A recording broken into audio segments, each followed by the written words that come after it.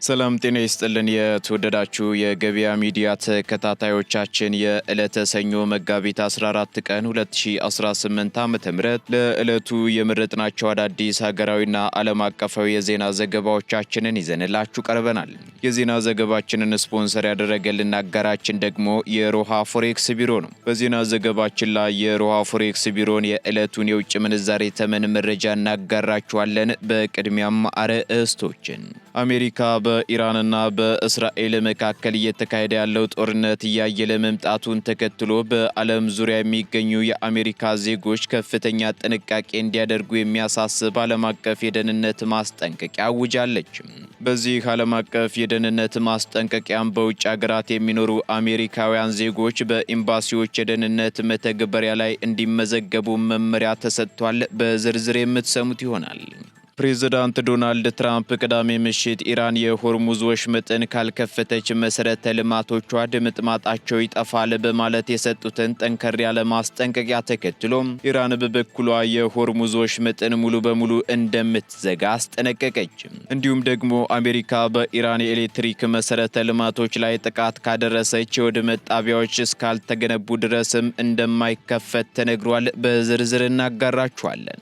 እስራኤል ዛሬ ሌሊቱን በቴህራን በሚገኙና የጸጥታ መዋቅር ድጋፍ በሚሰጡ 5 ቁልፍ ማዘጋጃ ቤቶችና የመንግስት መሰረተ ልማቶች ላይ ያነጣጠረ አዲስና መጠነ ሰፊ የአየር ድብደባ መፈጸሟን አስታወቀች። በሌላ በኩል ከጊዜ ወደ ጊዜ እየጨመረ በመጣው የእስራኤልና ኢራን ጦርነት ሳቢያ የወርቅ ነጋዴዎች ምርታቸውን እስከ $30 በሚደርስ ቅናሽ ለመሸጥ እየተገደዱ መሆኑ ተሰምቷል። በዝርዝር የምናጋራችሁ መረጃችን ነው። የአሜሪካው ፕሬዝዳንት ዶናልድ ትራምፕ የእስራኤሉ ፕሬዝዳንት በጠቅላይ ሚኒስትር ቤንያሚን ኔታንያሁ ላይ የቀረበባቸውን ከባድ የሙስና ክስ ስልጣናቸውን ተጠቅመው ይቅርታ ባለማድረጋቸው ደካማና አሳዛኝ ሰው ሲሉ ወቀሱ። ክሱን ተከትሎ ኔታንያሁ አሁን ላይ ያለባቸው የሙስና ክስም ትኩረታቸውን በኢራኑ ጦርነት ላይ እንዲያደርጉ እንቅፋት እየሆነባቸው ነው ሲሉ ጠቁመዋል። በዝርዝር የምትሰሙት ይሆናል። የተወደዳችሁ የገበያ ሚዲያ ተከታታዮቻችን እነዚህንና ሌሎች ለሰዓቱ የመረጥናቸው መረጃዎቻችንን እናጋራችኋለን። አሁን ደግሞ በዝርዝር ወደምንመለከታቸው መረጃዎቻችን እናልፋለን። ከፍተኛ የሆነ የንግድ እንቅስቃሴ ባለበት በመሃል ፒያሳ ማህሙድ ሙዚቃ ቤት አጠገብ በኢትዮጵያ ብር ያለምንም ወለድ ገዝተው በወር እስከ 150 ሺህ ብር ድረስ የኪራይ ገቢ ማግኘት የሚችሉባቸውን የንግድ ሱቆችን ከ3.6 ሚሊዮን ብር ሙሉ ክፍያና ከ914 ሺህ ብር ቅድመ ክፍያ ጀምሮ በከፍተኛ ጥራትና ፍጥነት 24 ሰዓት ያለማቋረጥ እየተገነባ ባለው አራዳ ግራንድ ሞል ላይ ለሽያጭ አቅርበናል። ሱቆቹ ከ25 እስከ 33 በመቶ የሚደርስ ልዩ ቅናሽ የተደረገባቸው ሲሆን ከ20 እስከ 145 ካሬ ስፋት አማራጮችን አቅርበንልዎታል። በመሆኑም ለመጋረጃ ቤት፣ ለወርቅ ቤት፣ ለኤሌክትሮኒክስ፣ ለህንፃ መሳሪያና ለቡቲክ የሚሆኑ ሱቆችንና ለተለያዩ አገልግሎቶች የሚውሉ ሰፋፊ ቢሮዎችን ከቀላልና ምቹ ያከፋፈል ዘዴ ጋር ይዘንላችሁ መጥተናል። ታዲያ እርሶም በዚህ ውስን ሱቆች ብቻ በቀሩት ግዙፍ ግራንድ ሞል ላይ የሱቅ ባለቤት ለመሆን ፈጥነው በመደወል የእድሉ ተጠቃሚ ይሁኑ። ለበለጠ መረጃ በ0909253426 ይደውሉ። ኖር ሸገር ፕሮፐርቲስ። በባንኮች ላይ የሚሰነዘረው የሳይበር ጥቃት ስጋት በከፍተኛ ሁኔታ መጨመሩ ተገለጸ። የኢትዮጵያ ብሔራዊ ባንክ በኢትዮጵያ ባንኮች የሚፈጸመው የዲጂታል ገንዘብ ዝውውር 18.7 ትሪሊዮን ብር መድረሱን ተከትሎ የሳይበር ጥቃት ስጋት በከፍተኛ ሁኔታ መጨመሩን ገልጿል። በዚህም የገንዘብ ዝውውሩ ማደጉን ተከትሎ የሳይበር ጥቃትና የማጭበርበር ስጋቶች ከጊዜ ወደ ጊዜ መጨመሩንና አይነታቸውንም እየቀያየሩ መምጣታቸውን ባንኩ ባወጣው አዲስ ሪፖርት አስታውቋል። ስለሆነም ይህንን ስጋት ለመከላከል የቴክኖሎጂ ስርዓቶችን በየጊዜው ማዘመን አስፈላጊ መሆኑንም ብሔራዊ ባንክ አሳስቧል። በባንኩ ላይ የሚሰነዘሩ መሰል የጥቃት ሙከራዎችም የደህንነት ክፍሉ በቅርበት እንደሚከታተል የገለጹት የወጋገን ባንክ የሳይበር ደህንነት ኢንጂነሪንግና ኦፕሬሽን ማኔጀር አቶ አትክልቲ ገብረመድህን ባንኩ የሳይበር ጥቃትን ለመከላከል የሚያስችል የዘመነ የቴክኖሎጂ ስርዓት መዘርጋቱንና ደንበኞችም ጥንቃቄ እንዲያደርጉ የማሳሰቢያ መልእክቶች እንደሚላኩላቸው ጠቁመዋል። የኢትዮጵያ ባንኮች ማህበር ዋና ጸሐፊ አቶ ደምሰው ካሳ በበኩላቸው የባንኩ ባንኮች እንቅስቃሴ በሲስተም የተሳሰረ መሆኑን አስታውሰው የሳይበር ደህንነትን በተመለከተም ለአባል ባንኮች አስፈላጊው ስልጠና መሰጠቱን ጠቁመዋል ሲል አሃዱ ሬዲዮ ዘግቧል። የኢንፎርሜሽን መረብ ደህንነት አስተዳደር መረጃ እንደሚያሳየው ከሆነ ደግሞ በ2018 ዓ.ም ብቻ ባንኮችን ጨምሮ በተለያዩ ተቋማት ላይ ከ13000 በላይ የሳይበር ጥቃቶች መሰንዘራቸውን አመላክቷል።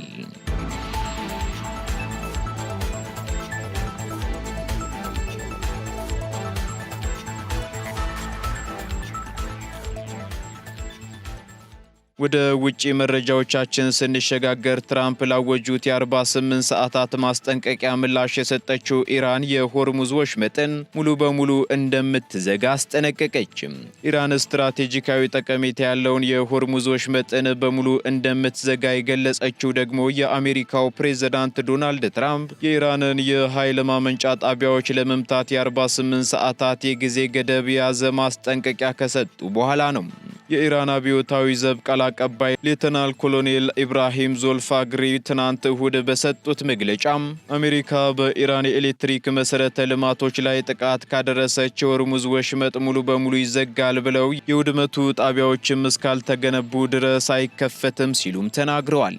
በተጨማሪም ኢራን በአካባቢው የሚገኙ የአሜሪካ የጦር ሰፈሮችን የሚያስተናግዱ ሀገራት የውሃ ማጣሪያና የኤነርጂ ተቋማት ላይም ከፍተኛ ጥቃት እንደሚሰነዘር ዝታለች።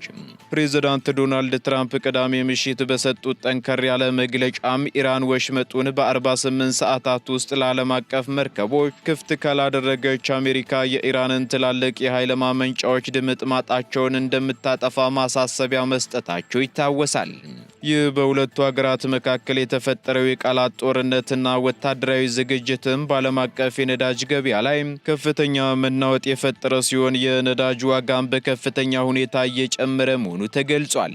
የሆርሙዝ ወሽመጥ በዓለም ላይ ካለው የነዳጅ ዝውውር ውስጥ 20 በመቶ የሚጠጋው የሚያልፍበት እጅግ ወሳኝ የባህር መስመር መሆኑ ይታወሳል።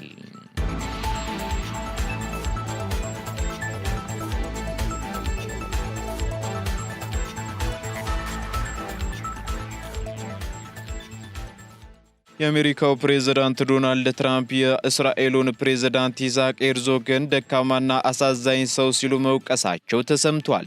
ፕሬዝዳንቱ ይህንን ትችት የሰነዘሩት ደግሞ ፕሬዝዳንት ሄርዞግ ለጠቅላይ ሚኒስትር ቤንያሚን ኔታንያሁ የቀረበባቸውን የሙስና ክስ ይቅርታ ባለማድረጋቸው መሆኑን አናዶሉ ዘግቧል።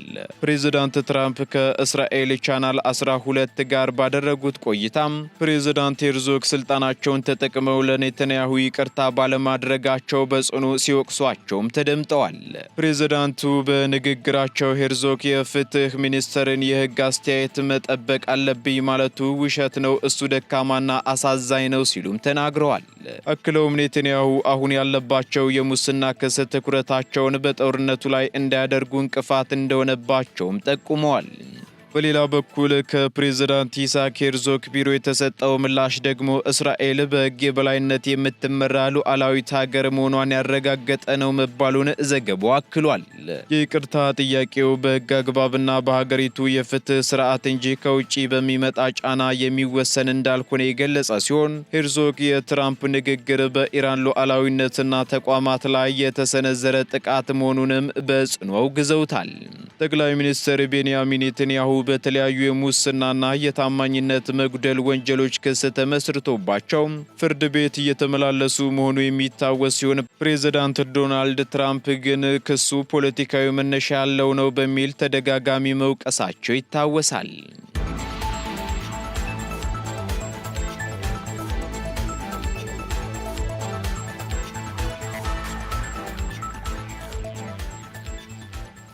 አሜሪካ እየተካረረ በመጣው በኢራንና እስራኤል ጦርነት ሳቢያ ለዜጎቿ ዓለም አቀፍ የደህንነት ማስጠንቀቂያ አስተላለፈች።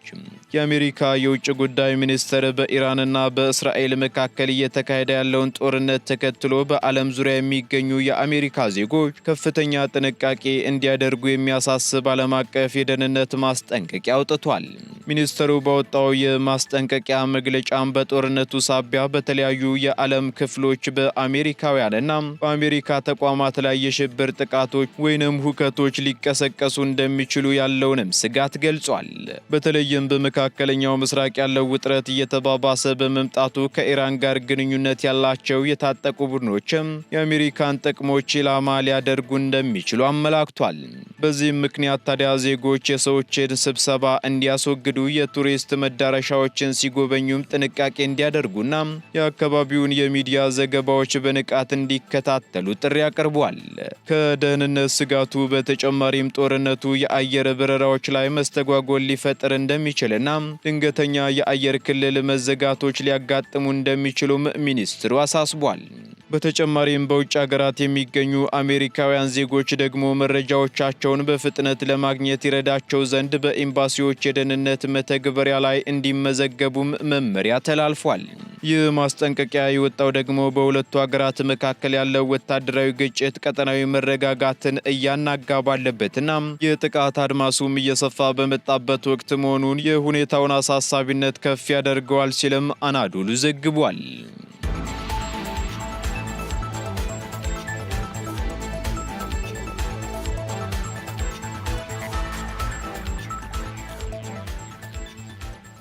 በመካከለኛው ምስራቅ የተቀሰቀሰውን ጦርነት ተከትሎ በዱባይ የወርቅ ነጋዴዎች ምርታቸውን እስከ $30 በሚደርስ ቅናሽ ለማውጣት መገደዳቸው ተገለጸ።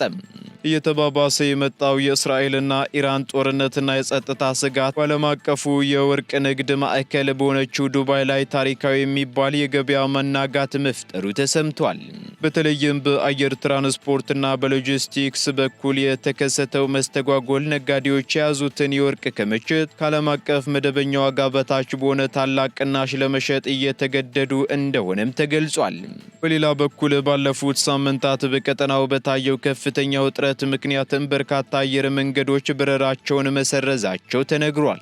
ወርቅ በአብዛኛው በንግድ አውሮፕላኖች ካርጎ የሚጓጓዝ በመሆኑ ደግሞ የበረራዎች መቋረጥ በዱባይ በኩል የሚያልፈውን የዓለም 20% የወርቅ ፍሰት አግዶታል ተብሏል።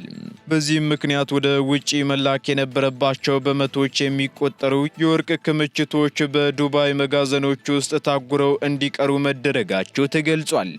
በዚህም በዱባይ የሚገኙ የጅምላ ወርቅ አቅራቢዎች የተከማቸውን ወርቅ በፍጥነት ለማውጣትና ከፍተኛ የሆነውን የመጋዘን ኪራይና የኢንሹራንስ ወጪ ለመቀነስ ሲሉ ከዓለም አቀፉ የለንደን መደበኛ ዋጋ በታች ከ10 እስከ $30 በአንድ አውንስ ቅናሽ እያደረጉ ይገኛሉ ተብሏል።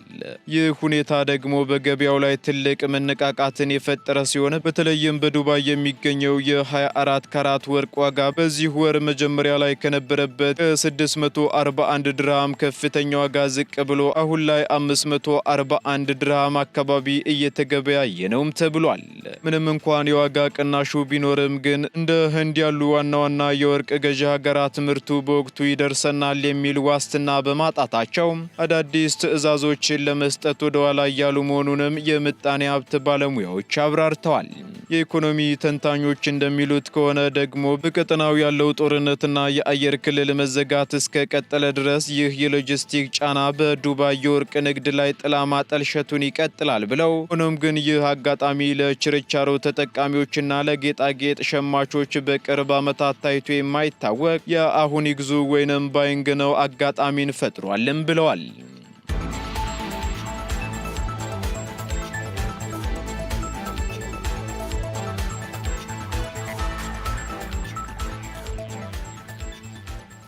ወደ መጨረሻው ዝርዝር መረጃችን ስንሸጋገር ደግሞ እስራኤል ዛሬ ሌሊቱን በኢራን በሚገኙና የጸጥታ መዋቅር ድጋፍ በሚሰጡ 5 ቁልፍ ማዘጋጃ ቤቶችና የመንግስት መሰረተ ልማቶች ላይ ያነጣጠረ አዲስ የአየር ድብደባ መፈጸሟን አስታወቀች። የእስራኤል መከላከያ ሰራዊት በኢራን መዲና ቴሄራን በሚገኙ ስትራቴጂካዊ የመንግስት መሰረተ ልማቶች ላይ ያነጣጠረ አዲስና መጠነ ሰፊ የአየር ጥቃት መፈጸሙን አስታውቋል። ዛሬ መጋቢት 14 ቀን 2018 ዓ.ም ማለዳ ላይ የተሰነዘረው ይህ ከባድ ጥቃት በሁለቱ ሀገራት መካከል ለሳምንታት የቀጠለውን ወታደራዊ ፍጥጫ ወደ ላቀ ደረጃ መሸጋገሩንም የሚያመለክት ሆኗል ተብሏል። ጥቃቱን ተከትሎም የእስራኤል ጦር ቃል አቀባይ በሰጡት መግለጫ ጥቃቱ በቴህራን ከተማ ውስጥ የሚገኙና ለኢራን የጸጥታ መዋቅር ድጋፍ የሚሰጡ 5 ቁልፍ ማዘጋጃ ቤቶች እንዲሁም የመንግስት ተቋማትን ኢላማ ያደረገ መሆኑን ገልጸዋል። በዚህም የእስራኤል አዲስና መጠነ ሰፊ ጥቃትን በከተማዋ በሚገኙት በርካታ አካባቢዎች ከፍተኛ ፍንዳታዎች የተሰሙ ሲሆን በአካባቢው የሚገኙ የሲቪል መሰረተ ልማቶች ላይም ጉዳት እንደደረሰባቸው የኢራን መገናኛ ብዙሃን ዘግበዋል።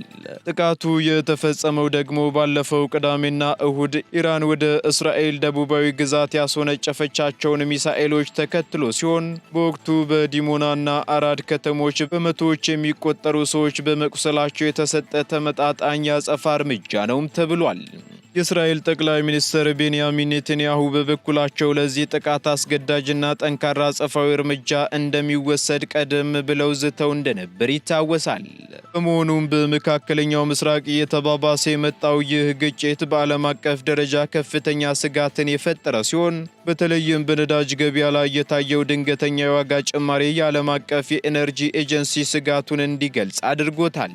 ኤጀንሲው አሁን ያለው ቀውስ በዓለም አቀፍ የነዳጅ አቅርቦት እንደ አውሮፓውያን አቆጣጠር በ1970ዎቹም ከነበረው የኃይል እጥረት የከፋ ችግር ሊያስከትል እንደሚችልም አስጠንቅቋል። የኢራን ባለስልጣናት በበኩላቸው እስካሁን በደረሰው የሰውና የንብረት ጉዳት ላይ ዝርዝር መረጃ ባያወጡም ጥቃቱን ተከትሎ ግን በመላው ቴህራን ከፍተኛ የጸጥታ ጥበቃ እየተደረገ መሆኑን አስታውቀዋል።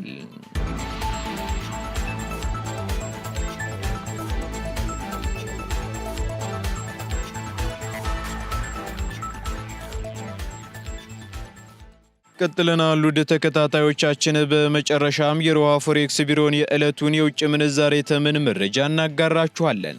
በዚህም አንድ የአሜሪካ ዶላር 174 ብር ከ55 ሳንቲም የተገዛ 178 ብር ከ4 ሳንቲም የተሸጠ ይገኛል። ፓውንድ ስተርሊንግ እንዲሁ 229 ብር ከ13 ሳንቲም የተገዛ 233 ብር ከ71 ሳንቲም የተሸጠ ይገኛል። ዩሮ ደግሞ 199 ብር ከ7 ሳንቲም መግዣው ሲሆን መሸጫው ደግሞ 203 ብር ከ5 ሳንቲም ሆኗል። ስዊስ ፍራንክ ደግሞ 219 ብር ከ1 ሳንቲም የተገዛ 223 ብር ከ39 ሳንቲም የተሸጠ ይገኛል። የተባበሩት አረብ ኤምሬት ድራም እንዲሁ 47 ብር ከ17 ሳንቲም የተገዛ 48 ብር ከ11 ሳንቲም የተሸጠ ይገኛል። የሳውዲ ሪያል ደግሞ 46 ብር ከ2 ሳንቲም የተገዛ 46 ብር ከ94 ሳንቲም የተሸጠ ይገኛል።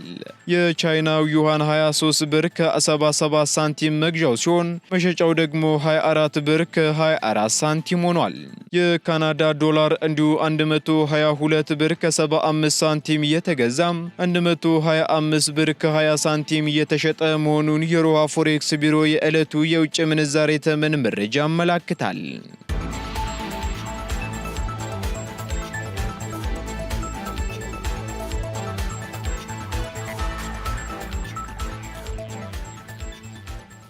የተወደዳችሁ የገበያ ሚዲያ ተከታታዮቻችን ለሰዓቱ ያዝንላችሁ መረጃዎቻችን እነዚሁን ይመስሉ ነበር። አዳዲስ እንዲሁም ትኩስ ኢኮኖሚያዊ፣ ማህበራዊና ፖለቲካዊ መረጃዎቻችንን ለማግኘት ታዲያም የገበያ ሚዲያን እንድትወዳጁ እንጋብዛለን። ሰናይ ጊዜን ተመኘን።